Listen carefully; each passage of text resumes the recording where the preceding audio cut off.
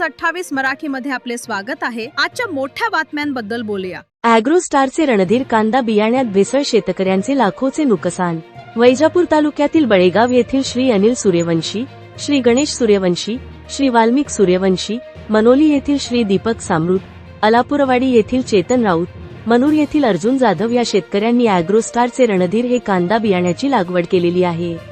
त्यांच्या कांद्याला दुबाळका व टोंगळा कांदा पीक 2 महिन्याचे झाल्यापासून निघत आहे।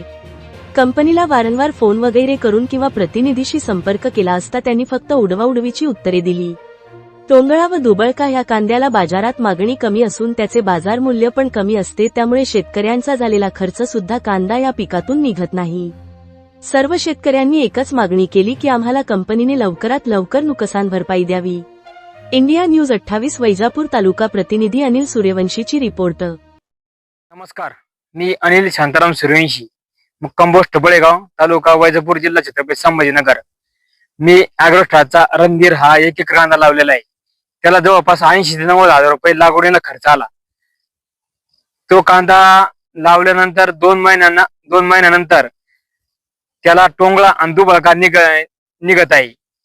आम्ही वारंवार कंपनी संपर्क साधून, प्रतिनिधी संपर्क साधून त्यांनी फक्त एकच भेट दिलेली आहे। ते वारंवार विजिट टाळाटाळ करीत आहे।